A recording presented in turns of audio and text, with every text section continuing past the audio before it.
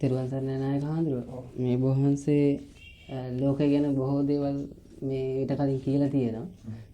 ධර්ම දේශනාවන් සෙවන කරනකොට අපිට අහන්න ලැබුණා මේ අනාවැකි කියන පොඩ්ඩක් පැහැදිලි කරලා දෙන්න ඕන. ඔව් දැන් මම කියපු ලොකුම අනාවැකියක් තමයි මේ ඒ කාලේ මම කොටපොළ ඉන්න කාලේ කලින් හිටිය ප්‍රදේශේ. කලින් හිටිය ප්‍රදේශේ ඉහිදී ගොඩාක් ධර්ම දේශනා තුළ ඒ බව මම ඇඟෙව්වා.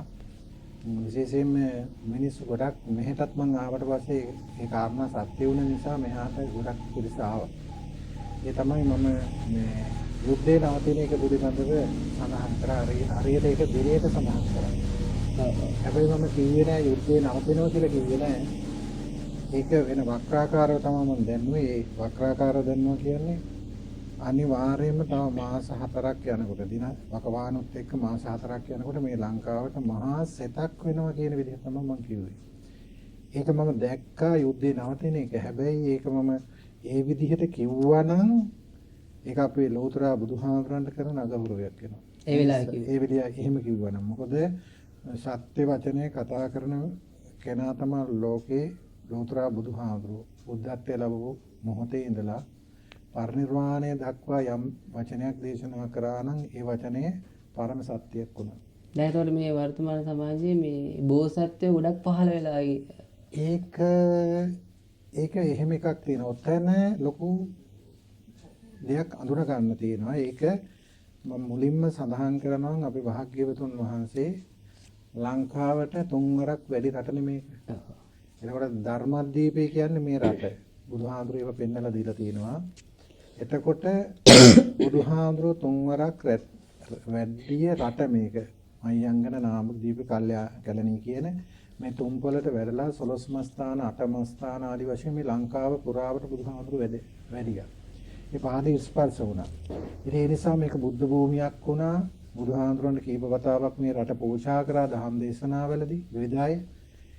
ඒක මේක ධර්මද්වීපේ බවට පත් වුණා. ඒ ධර්මද්වීපේ බවට පත් වුණත් හැම කෙනෙකුටම මේ හිතන්න කාරණයක් කවුරුත් නොහිතව පැත්තක් මම මේ කියන්නේ. අවුරුදු 236ක් පමණ කල් යනකොට මේ ශාසනීය ධර්මයේ කියන දෙයක් තිබ්බේ නැහැ. ඒ කාලේ වකවානුවේ දේවානම්පියතිස්ස රජු රට පාලනය කරේ. ඒ කාලේ අපේ මිහිඳු මහරහතන් වහන්සේ වැඩපු වෙලාවේ අම්බස්තලයට 30 කියලා ආමන්ත්‍රණය කරලා ඒ අවස්ථාව වෙනකොට මිහිඳු මහරහතන් වහන්සේ දහම් දේශනාවට මත්තෙන් ප්‍රශ්න විමසුවා. ඒ වෙලාවේදී හොඳට කල්පනාවට ගන්න මතකයට ගන්න මහරජුරුව රටේ මහරජුරුව පන්සිල් පද රැක්කේ නැහැ. පන්සිල් පද දන්නේ නැහැ. පොහොය දවසේ සත්ත්වඝාතනය ගියා. ඒක විනෝදයකට විදිය. ඉතින් ඒ විදිහට පිරිහිලා තිබුණා මේ ලංකාව. නමුත් මිහිඳු මහරහතන් වහන්සේ දහම් දෙසලා අද දක්වා මේ ශාසනීය ධර්මයේ පවතිනවා. මොනෝක හිතන් ප්‍රශ්නයක්. බුදු කෙනෙක් 3 වරක් විතරද 3 වරක් දේශනා කරපු ඒ අවස්ථාවෙන්දී දේශනා කරපු ධර්මයේ අර වගේ වසර 236කදී නැති වෙන්නේ හේතුව මොකක්ද? අනුබුදු මිහිඳු මහරහතන් වහන්සේ දේශනා කරපු දේ අද දක්වා පවතින හේතුව. අද වෙනකම්ම පවතිනවා අනාගතෙත් පවතිනවා. 5000ක් ශාසනය පවතිනවා. ඒ පවතිනත් යම් දෙයක් සිද්ධ විය යුතු වෙනවා.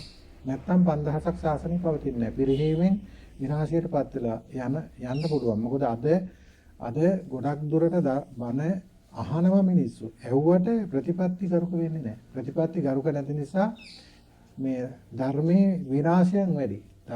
ධර්මයට වෙන නිග්‍රහ ගොඩක් තියෙනවා.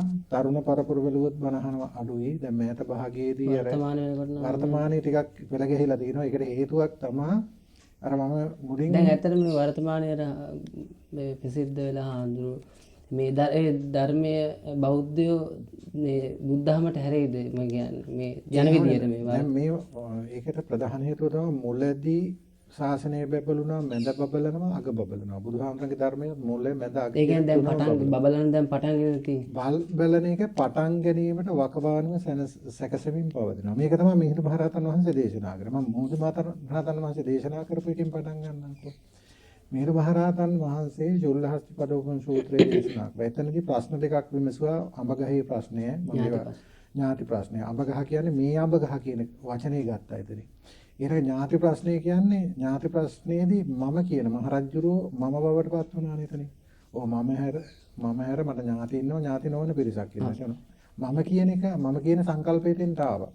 මේ මම කියන සංකල්පය තුල තමයි මේ ලෝකේ පැවැත්ම තියෙන්නේ. ඒ වගේම තමයි මම කියන සංකල්පයේ තුල තමයි ධර්මයේ පවතින 5000ක් පවතින හේතු සැලසෙන්නේ. ඒක තමයි මිහිඳු මහරහතන් වහන්සේ චුල්ලහස්තිපදෝපම සූත්‍රයේ දේශනා කරා. ඒ තුලින් වෙන්නුවේ යම් කෙනෙක් නිවන කරා යන මඟ.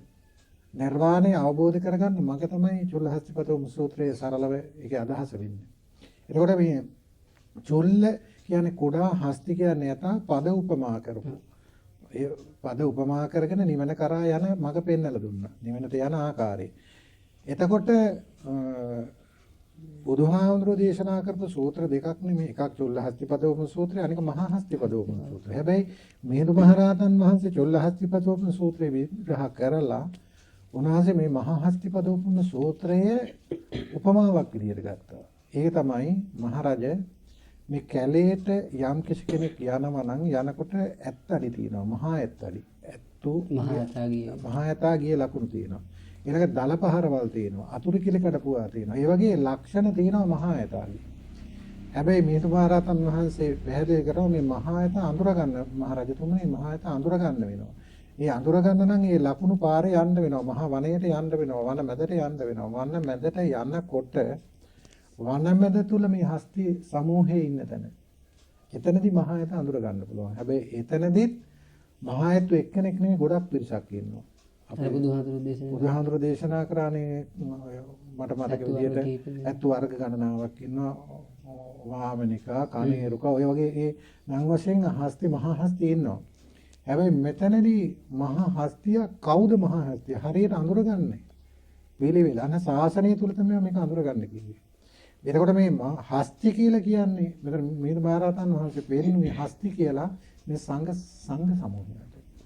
සංඝ පිරිසට. සංඝ පිරිස තමයි හස්ති කියන්නේ. එතකොට ඒ සංඝ පිරිස අතර විවිධ ශක්තිය තියෙන අය විවිධ අනාවක කියන අපි හිතමු විවිධ දේවල්.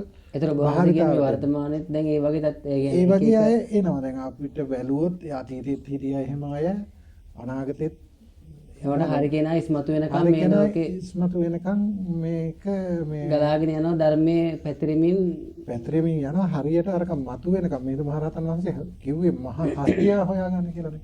මහා හස්ති පදෝපම සූත්‍රයෙන් කියන්නේ බුදුහාමුදුරුවෝ. එතකොට ගෞතම බුදුහාමුදුරුවෝ පිරිනුවන් පාපු නිසා ආයේ ගෞතම බුදුහාමුදුරුවෝ මේ ශාසනයට එන්නේ නැහැ. ගෞතම බුදුහාමුදුරන්ගේ ධර්මයේ තියෙන්නේ. හැබැයි උන්වහන්සේ පෙන්වලා දුන්නා